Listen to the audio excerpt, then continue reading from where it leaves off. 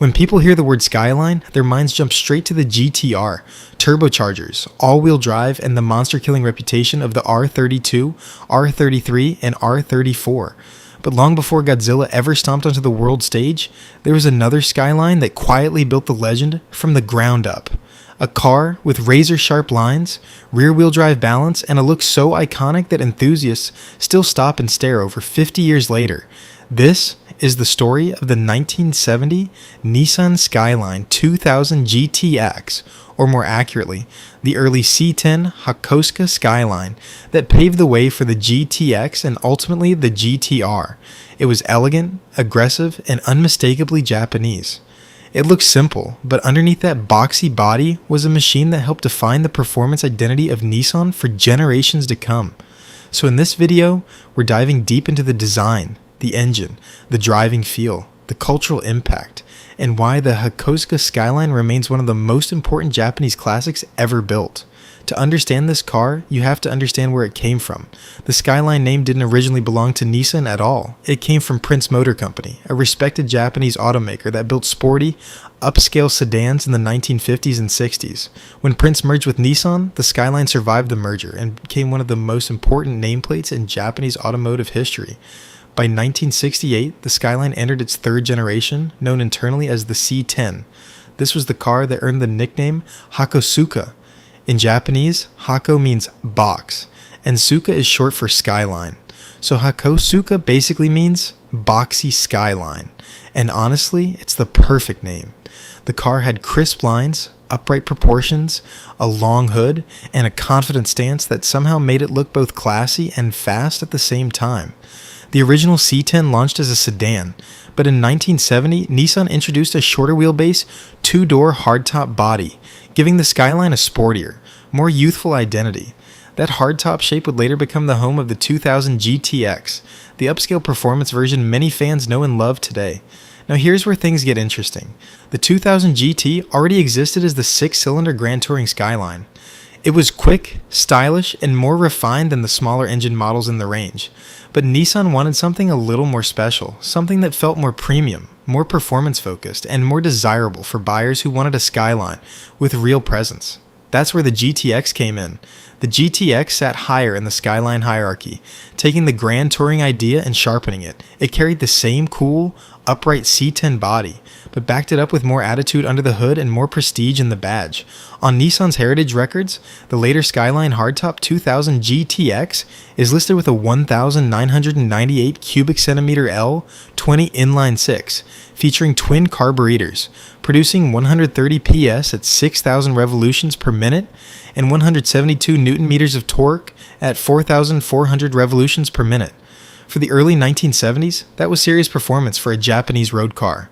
That engine mattered because it gave the GTX the character buyers wanted: smooth, rev-happy, and more muscular than the ordinary family sedan. It wasn't just about raw speed, it was about the feeling. Long hood ahead of you, inline 6 soundtrack in your ears, rear wheels pushing you forward, and a chassis that made every road feel a little more special. If there's one reason the Hakosuka Skyline still turns heads today, it's the styling. The design is so clean that it almost feels timeless. There's no unnecessary clutter, no giant wings, no fake vents, no over-designed nonsense. Just straight lines, muscular fenders, a low greenhouse, and a silhouette that screams old-school Japanese cool. Look at the front end and you'll see a car that wears confidence without trying too hard. The grille is narrow and purposeful. The round headlights give it a focused stare. The hood stretches long and flat, making the Skyline look more expensive and more performance-oriented than many of its rivals. Then move to the side profile, and this is where the magic happens. The car sits low and balanced, with a strong shoulder line and that famous rear fender sweep often called the surf line. Nissan's Heritage Archive specifically notes this character line as one of the signature design elements of the C10 generation. It gave the car motion even when it was standing still. And at the rear, the Skyline already had the kind of visual identity that would make the nameplate unforgettable. Clean tail styling, compact proportions, and a stance that looked ready for mountain roads, expressways, and race circuits all at once. This is one of those rare cars where the styling doesn't need explanation. One glance and you get it. The Skyline's beauty wasn't just skin deep. The C10 platform gave the car the right bones for a sports sedan and coupe. Nissan used independent front suspension with struts and a semi-trailing arm independent rear setup on the 6-cylinder Skyline models, which was fairly sophisticated for the time. Braking was disc in the front and drum in the rear, and the car was built around a front-engine, rear-wheel drive layout, the classic recipe for a rewarding driver's car. The 1970 Skyline 2000 GT, the closest factory-listed early counterpart to the GTX, used a 2.0-liter L20 inline-six, making 120 PS, with a curb weight of roughly 1,095 kilograms.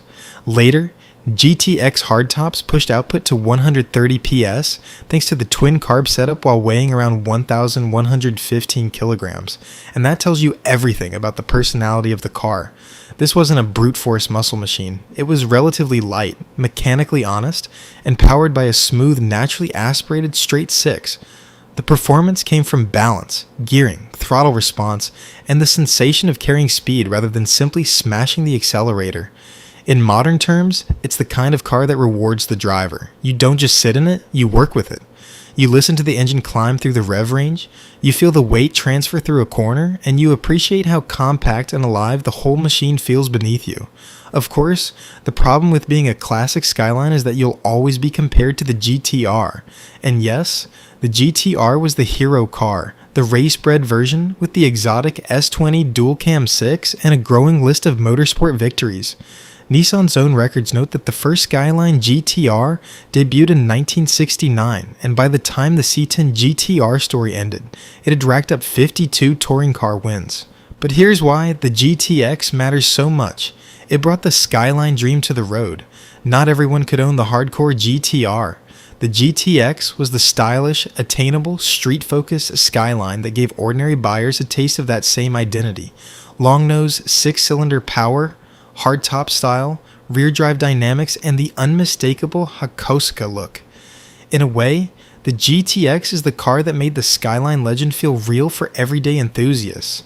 It was the bridge between family car and motorsport icon. Today, the Hakosuka Skyline is one of the most beloved Japanese classics on the planet, and it's easy to see why. It comes from a golden era of car design, before safety regulations and emissions rules inflated every shape and muted every engine note. It's compact, mechanical, and full of personality. Collectors love the GTR because of its racing pedigree, but the GTX and early 2000 GT models have their own magic.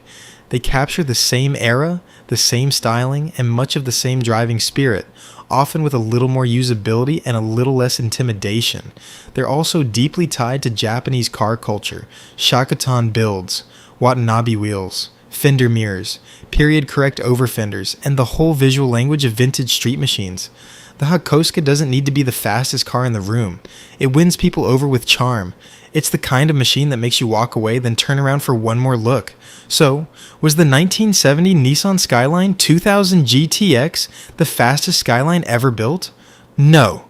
Was it the most famous? Also no. But was it one of the most important? Absolutely.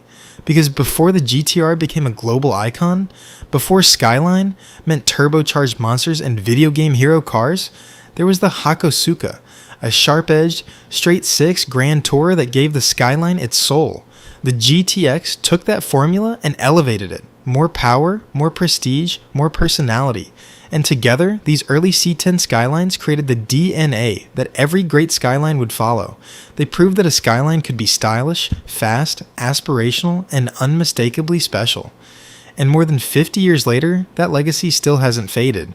If you enjoyed this video, hit like, subscribe, and tell me in the comments, would you take the elegant Hakosuka GTX or the race-bred C10 GTR? Thanks for watching, and I'll see you in the next one.